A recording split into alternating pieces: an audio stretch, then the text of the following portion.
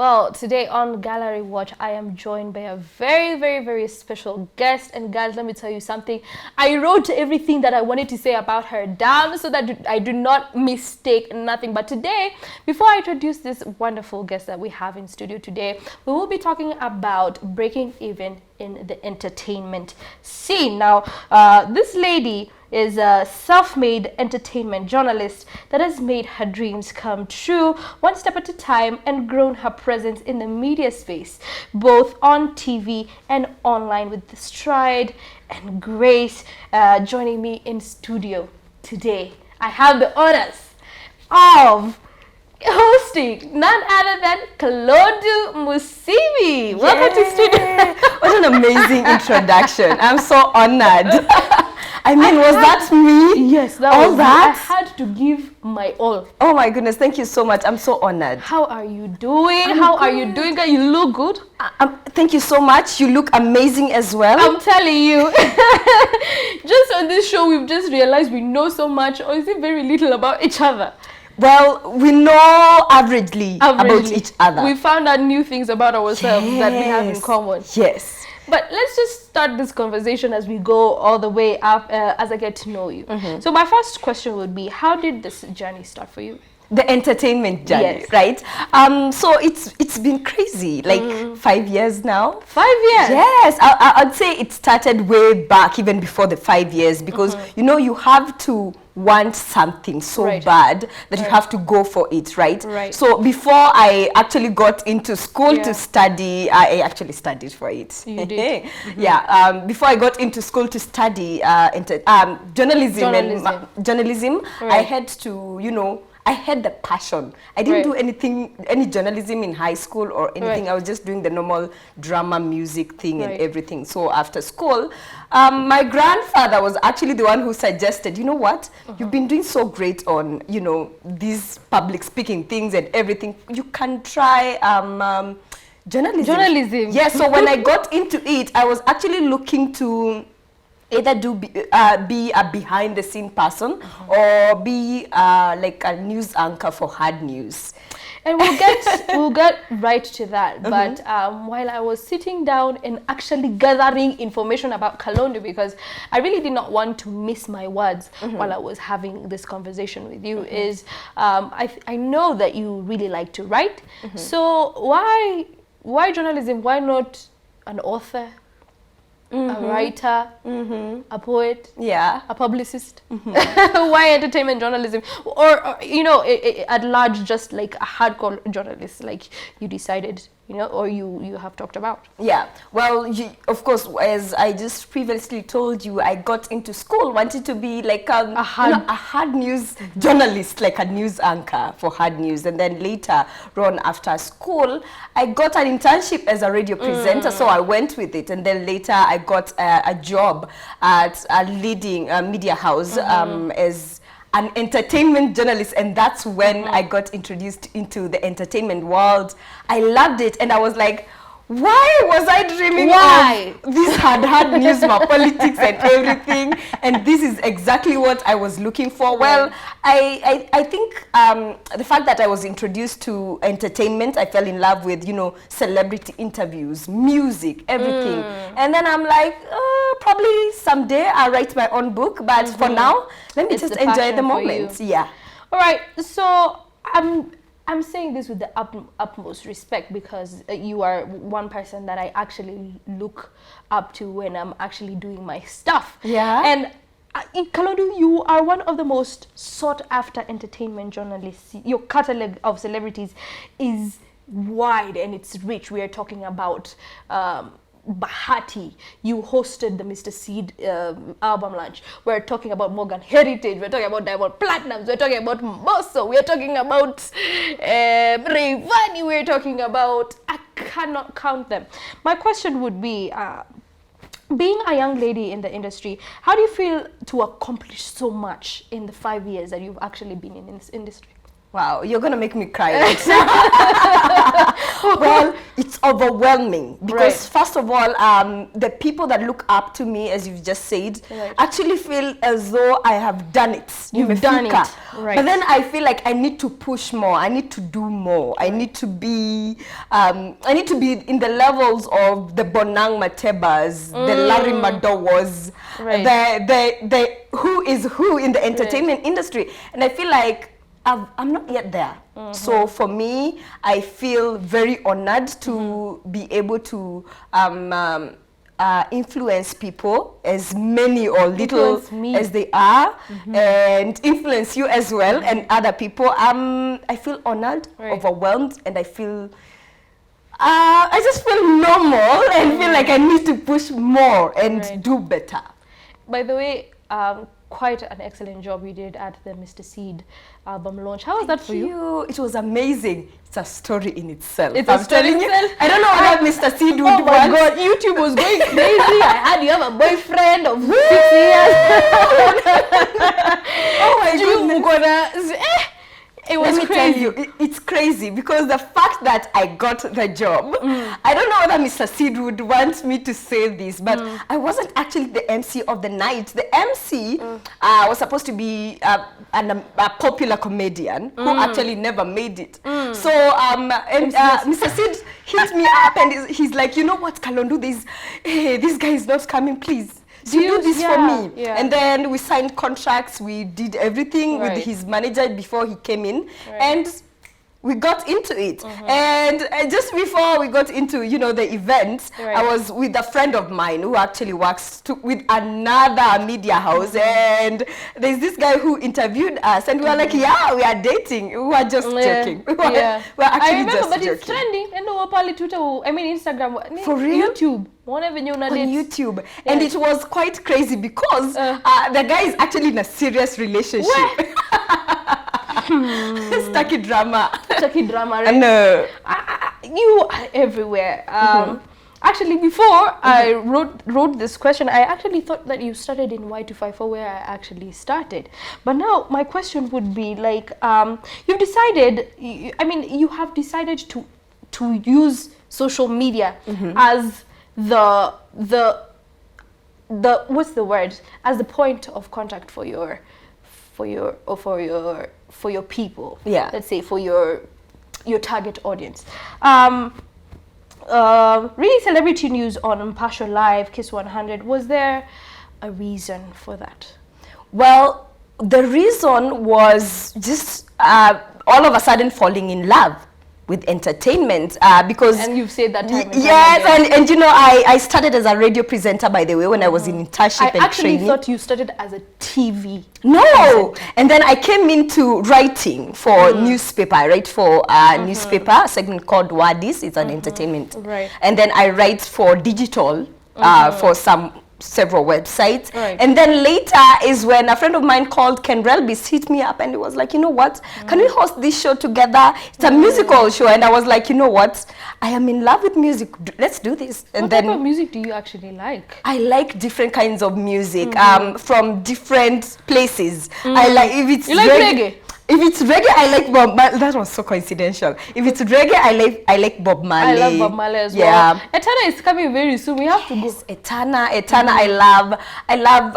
You cannot say no. Morgan Heritage. No, you have to say Morgan Heritage. Morgan Heritage. Richie Spice, who you actually interviewed. Richie Spice and Romain Virgo. And Christopher Martin. Oh, that was an amazing interview. And then in Kenya, it's Nadia Mukami for me. In Tanzania, we have Rayvanny Mbosso is one of my favorites. And Nandi, who you've actually also interviewed. Oh, Nandi as well. Well, I've interviewed Diamond several times, but I'm not really a fan. But yeah, oh my goodness, yes, please. I hope the next interview you'll see me say you're one of my favorites. You're one of my favorites. But from WCB, it's Rayvanny and Mbosso for me. Yeah. So there's this huge misconception with regards to journalists being on mainstream media.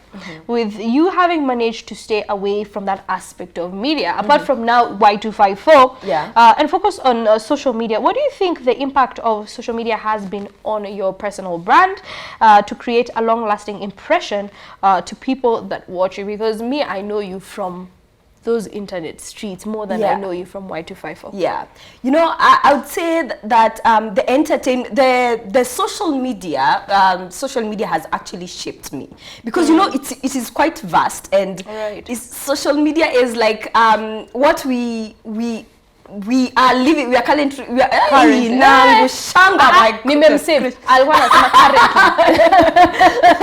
what it's a representation of the society, what we are living, what is on social media is mostly how people are living outside there. So it's actually shaped me on what to post, what not to post, what to say, what not to say. And you know, also people that have been close to me have gotten into trouble because of what they have put on social media. So for me, it has shaped me in terms of, you know, learning from, you know, myself, and learning from other people, and everything about what they do on social media. So it's a learning process, and you know, we are living in the era of social media, and so hatuwezi escape. Right. Yeah. And there was an interview we were actually doing, and I think these are the words, and let me not say them word for word because I don't remember how you said them word for word. I think somebody asked you, the interviewer asked you about social media, and I think your response was, it was about career and social media.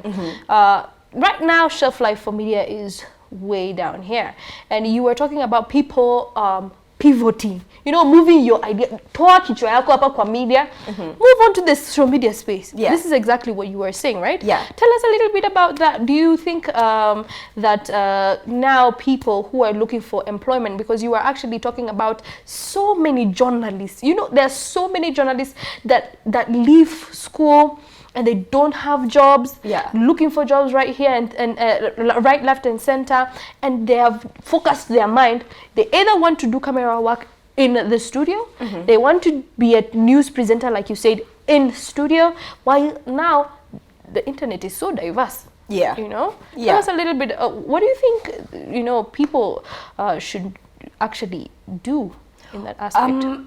Kwanza, first of all, YouTube is a whole thing.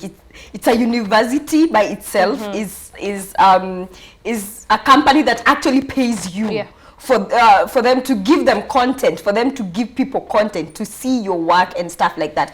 Millions of people are actually earning a lot from, you know, YouTube, and I've learned that YouTube is the thing. If you're going to a certain place looking to be a cameraman, as you said, and there are no slots in, why don't you just do your own tutorial on how to become an amazing cameraman or something, share, and people will watch. Once you're at 1,000 subs, you start getting paid. So that's true. You can actually earn through social media, through, and even much YouTube, more. And much more. I have friends that are on, you know, YouTube, the likes of presenter Ali Eve Mungai. They're earning thousands. He just hit 100,000. Yes, and you know, they're thriving on YouTube. They're thriving. And you know, presenter Ali was also your co-host. He was there before me, and then your co-host. And then we came in. But still, we are friends. We are very, very good friends, and he's doing his thing, and you've seen he's thriving. He's thriving. Anafanya mambo poa. Yes, anafanya tu maneno poa, maneno safi. You know, like it was so interesting that yeye ndo alipata interview ya kwanza na yule Mayua. Wajua Sunday Mayua yule wa don't give up about it, baby. Oh God, that was. He does very good interviews, and tena kwa Kiswahili. He's very, you know, very amazing. Even apart from, you know, that on YouTube, personally, he's an amazing human being. He's an amazing human being. Let's move on swiftly. Now, what has been your best experience working or having to have met some of the biggest names in the industry? It's amazing. Give us like one of those experiences. You're like, I was with Elaine, and then by the way, you have actually interviewed Elaine. Yes, I was with Elaine, and she told me this and this and that. You know, let me give you one experience. Yeah. Of you was when you were interviewing Betty Chalo, and she was just like, girl, just keep on doing it. Yeah. And knock on doors. And I thought that was really, really, yeah. It was really good advice. Yeah. And I'm about to knock here and take your job. Anyway, I'm kidding. I'm kidding. It's both an amazing thing and also has its own challenges. Let's talk about the amazingness of, you know, the job that I do. You meet the who is who in the entertainment industry. And for me, give us an example. Wizkid. For me, Wizkid, because I have a little bit of a crush, TMI. That is too much information. And also he was an amazing human being. You know, when you meet your crushes, like snobbing you and stuff. But then, you know, you don't tell him, hey, Wizkid, you're my crush. No, I just... the icing of the cake is when I asked him a question and he was like, you're beautiful. I was like, and it was a press conference. Anyway, you know, also meeting, you know, the people that I've grown up listening to, from the likes of Mbilia Bell, Kanda Bongoman, such legendary people. That was amazing. They such people, together with Rose Mohando as well, they remind me of growing up. And you listen to these songs. Yes, when you listen to these songs. And sometimes you're like, you know what, is this a person I was listening to when I was like 2 years, 3 years old? And it's unbelievable. You have told the viewers your age. Oh my goodness. You were 2 when Rosmando was singing. But no. That was Mohando one. I was 2 when maybe Mbilia Bell was singing Nairobi or something. I don't know. I don't know when the song came out, but still. Yeah, well, I've interviewed some of the best names in the industry and I would say humbly that I'm proud of myself. Right. Yeah. Let me just ask you this one last question because we are running out of time, but this is such an amazing conversation. I couldn't help but notice while I was doing a little bit of research about you, and I did the research. Kalondu. I did the research. So I noticed that you attended a Google event. Women Will Africa. Yes. With the placard, I am pretty and in business. Do you mind telling us about the business that you actually do? Are you a diva in business? Are you a lady in business? I'm a lady in the entertainment business. So most of the time, as you've said, you saw me emceeing. So I do a lot of us emceeing. I do a lot of, you know, what do you call it? Just advising when it comes to people releasing albums or projects or whatever, and I get paid for it. So really? Let me just say I'm a lady in the entertainment business. So whatever it is that entails entertainment business, I have, let's say I'm growing when it comes to the music business. What it is to know about the music business, So that means Boom Play is on your radar, Spotify is on your radar. Wait, let me just give you like a small secret. Willie Paul is actually releasing his album. You might know that. I know that. If you don't invite me to that listening party, my goodness gracious. Willie Paul is a hard one, but still, if there will be like a launch, like an official launch, I will let you know, my darling. I will definitely let you know. So what's one last thing that you could actually tell our viewers about, you know, chasing your dreams, being a girl in business, being a lady in entertainment, all those things? Well, I'll literally just say something that I've said for a very long time is no one owes you anything. Not your mother, not your father, not your sister, not your boyfriend. You have to go. Boyfriend, not your girlfriend as well. You have to, you know, go and you have to go for it. Right. You need to work hard for it. Tamasha, let me tell you, when you want a certain thing, like a car, you know, you have to write it down. First of all, you want a car. This is the type of car. It's a Mercedes G-Wagon that I want. Black or white or whatever. Think it, believe it, work hard, because you'll think it and believe it and just look at the TV and you're like, yes, I'm waiting for the Mercedes to come. You have to actually work for it and you know, believe it's gonna come for you and meet it at the center. All right.